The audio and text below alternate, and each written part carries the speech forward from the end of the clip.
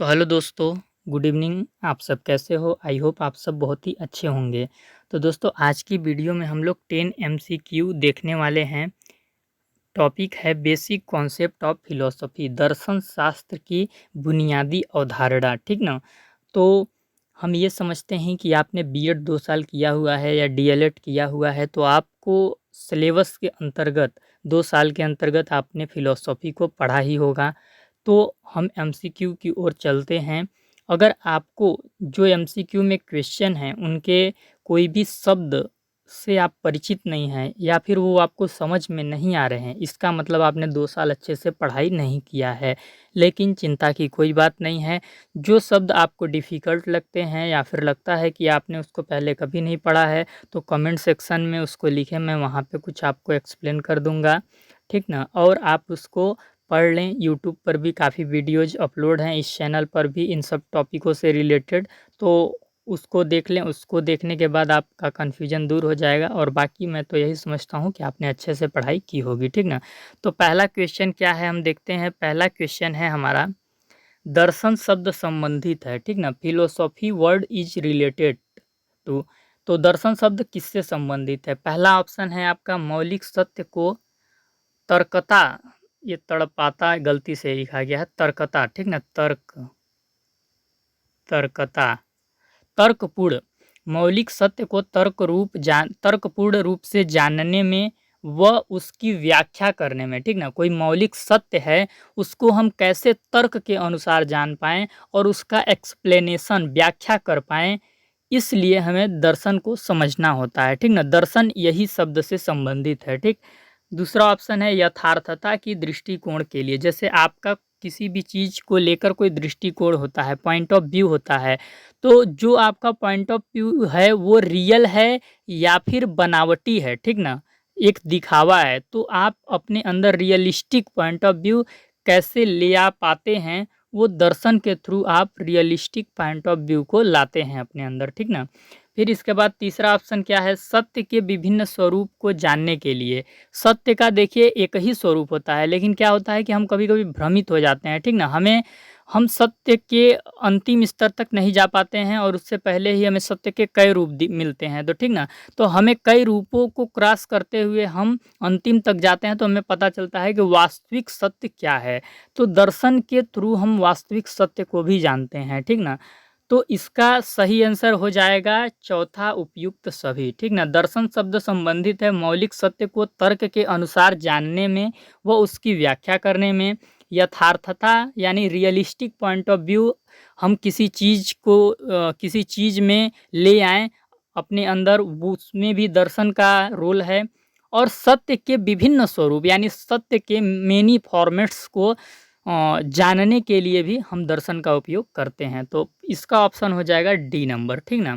फिर इसके बाद हम लोग देखते हैं दूसरा क्वेश्चन, दर्शन की शाखाएँ हैं। ठीक ना? तो दर्शन की शाखाएँ हैं, दर्शन की 3 शाखाएँ होती हैं। ठीक ना? पहला तत्व मीमांसा, इसको इंग्लिश में बोलते हैं मेटाफिजिक्स। ठीक ना? दूसरा ज्ञान मीमांसा, इसको इंग्लिश में बोलते हैं एपिस्टेमोलॉजी। ठीक ना? और तीसरा मूल्य मीमांसा, इसको इंग्लिश में बोलते हैं एक्सियोलॉजी। ठीक ना? जो तत्व मीमांसा होती है उसमें सत्य के स्वरूप की बात होती है, यानी फॉर्म की, कि सत्य किस रूप में है। ठीक ना? और जो ज्ञान मीमांसा होती है, उस सत्य तक हम कैसे पहुँचे, उस सत्य को हम किस आधार पर प्राप्त करें। ठीक ना?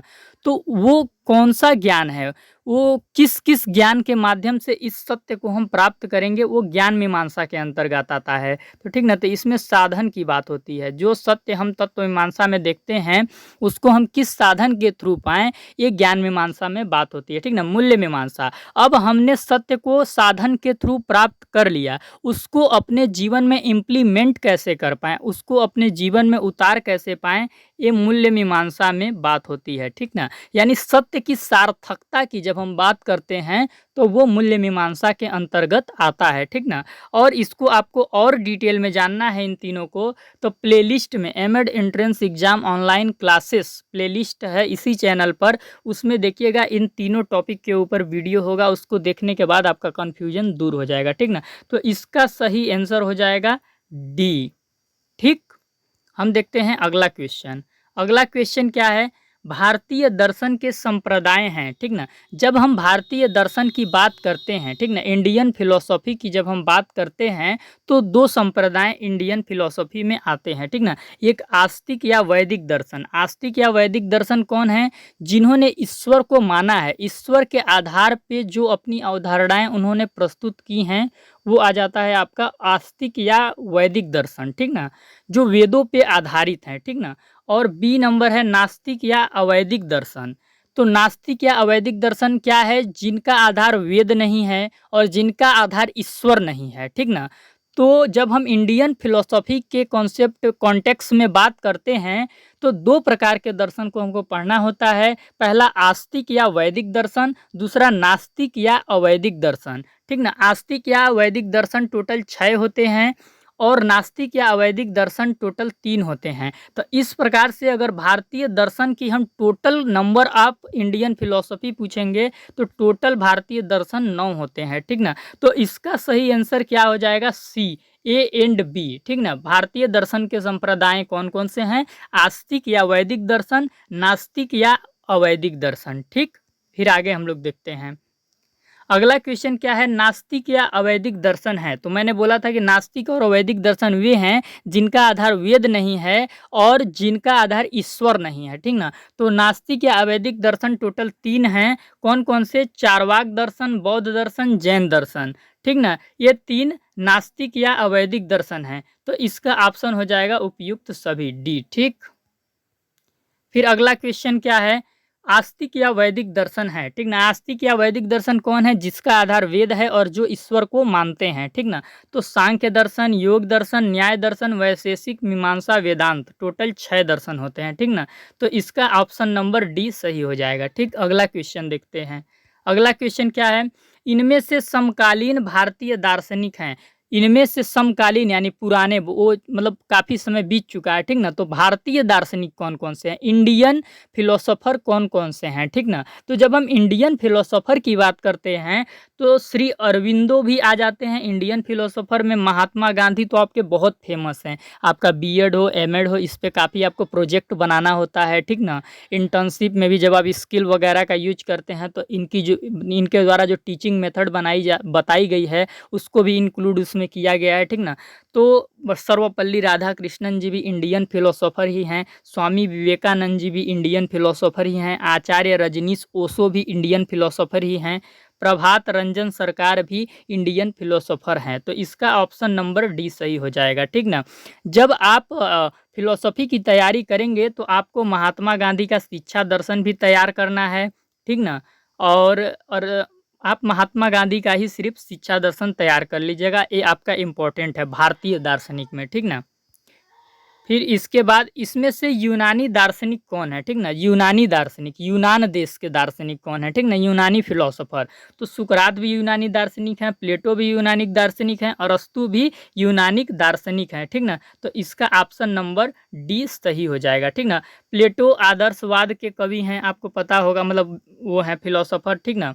और जो सुकरात थे वे प्लेटो के गुरु थे और प्लेटो के शिष्य कौन थे? अरस्तु। तो तीनों किसके हुए फिलोसोफर? आदर्शवाद के, ठीक ना। ये विचार संबंधी विचार को ये महत्वपूर्ण मानते थे, ठीक ना।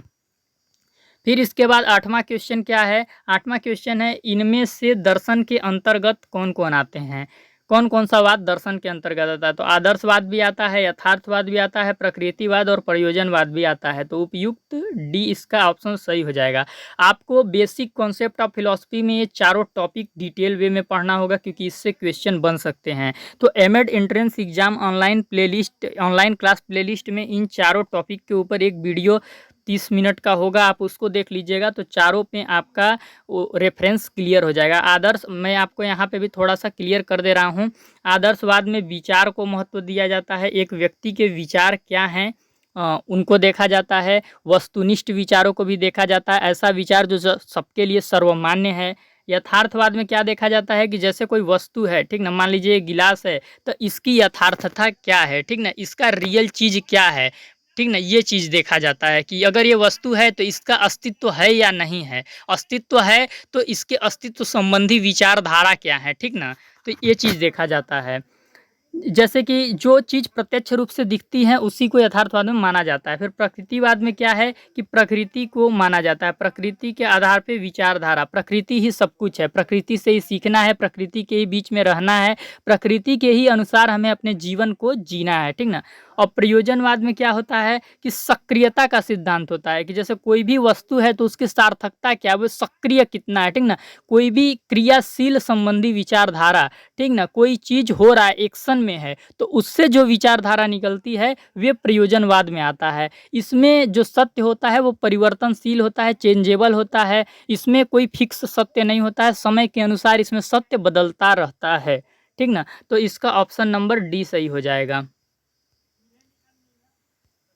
आदर्शवाद के अंतर्गत है, यानी आदर्शवाद के अंतर्गत क्या आता है, तो विचार संबंधी चीज आदर्शवाद में आता है। इसमें विचार कैसा, व्यक्तिनिष्ठ विचारधारा भी, व्यक्तिनिष्ठ आदर्शवाद भी होता है, वस्तुनिष्ठ आदर्शवाद भी होता है, ठीक ना।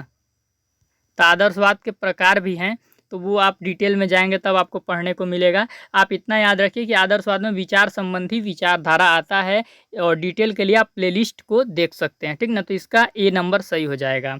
10वां क्वेश्चन, आज का लास्ट क्वेश्चन हम देखते हैं, यथार्थवाद के अंतर्गत आते हैं। तो यथार्थवाद को इंग्लिश में हम बोलते हैं रियलिज्म, ठीक ना। तो यानी जो वस्तु है, जैसे ये गिलास है, तो ये वास्तव में गिलास है कि नहीं, अगर इसको हम प्रत्यक्ष अपने इंद्रियों, ऑर्गन सेंस के द्वारा हम देखेंगे कि ये गिलास मेरे सामने है, तो हम मानेंगे कि ये यथार्थवाद संबंधी विचारधारा है, ठीक ना। तो अस्तित्व संबंधी विचारधारा, कोई वस्तु है, कोई व्यक्ति है, उसका अस्तित्व हम कैसे पता करते हैं, उसको देखते हैं, उसको उपयोग में लाते हैं, तो हम मानते हैं। तो यथार्थवाद के अंतर्गत अस्तित्व संबंधी विचारधारा आता है, विचार संबंधी विचारधारा आदर्शवाद में आता है, आइडियलिज्म में सक्रिय संबंधी विचारधारा, कोई चीज़ एक्शन में है, क्रियाशील संबंधी विचारधारा, तो वो प्रयोजनवाद में आता है, ठीक ना। तो आपको जो बेसिक कॉन्सेप्ट ऑफ फिलॉसफी में क्या क्या पढ़ना है, सबसे पहले तो दर्शन का अर्थ परिभाषा अच्छे से जो फिलोसोफर हैं उनके अनुसार पढ़ लेना है कि व्हाट इज अ दर्शन, ठीक ना। फिर इसके बाद आपको दर्शन की शाखाएं तीनों पढ़ लेनी है, तत्व मीमांसा, ज्ञान मीमांसा, मूल्य मीमांसा, ठीक ना। फिर इसके बाद आपको दर्शन के अंतर्गत भारतीय समकालीन दार्शनिक पढ़ लेना है, महात्मा गांधी को, स्वामी विवेकानंद को, डॉक्टर सर्वपल्ली राधाकृष्णन को, 3 लोग को पढ़िएगा आप, ठीक ना। फिर इसके बाद पाश्चात्य दार्शनिक को भी पढ़ लीजिएगा। पाश्चात्य दार्शनिक में आप रूसो को पढ़िएगा, जॉन डीवी को पढ़िएगा, जो आपके सिलेबस में है, ठीक ना। रसेल को पढ़िएगा, सिलेबस से आउट ऑफ ज़्यादा जाने की कोशिश मत कीजिएगा। और जब आप इसके बाद आप चारों वाद पढ़ लीजिएगा, आदर्शवाद, यथार्थवाद और प्रकृतिवाद और ये प्रयोजनवाद, ठीक ना। आइडियलिज्म, रियलिज्म और नेचुरलिज्म और प्रैग्मेटिज्म, ठीक ना। तो चारों जब आप पढ़ेंगे तो इसके अंतर्गत आप प्लेटो, सुकरात और ये क्या बोलते हैं अरस्तु को आदर्शवाद में पढ़ लेंगे। यथार्थवाद के जो फिलोसोफर हैं उनको आप यथार्थवाद में पढ़ लेंगे। प्रयोजनवाद के जो फिलोसोफर हैं जैसे जॉन डीवी फिलोसोफर जो हैं वो प्रयोजनवाद में आता है। महात्मा गांधी 2 आदर्शवाद को भी मानते थे और प्रयोजनवाद को भी मानते थे, ठीक ना। प्रकृतिवाद के रूसो हैं। तो जब आप ये चारों वाद को पढ़ेंगे तो काफ़ी फिलोसोफर उसमें भी आपके कंप्लीट हो जाएंगे। तो आपको यही 3-4 चीज़ पढ़नी है। पहला चीज़ आपको पढ़ना है दर्शन के बारे में, ठीक ना। और दूसरा आपको पढ़ना है दर्शन की शाखाओं के बारे में, ठीक ना। और तीसरा आपको पढ़ना है दार्शनिकों के बारे में, दार्शनिक कौन कौन से, भारतीय और पाश्चात्य। चौथा आपको चारों वाद पढ़ना है, आइडियलिज्म, रियलिज्म, नेचुरलिज्म और प्रैग्मेटिज्म, ठीक ना।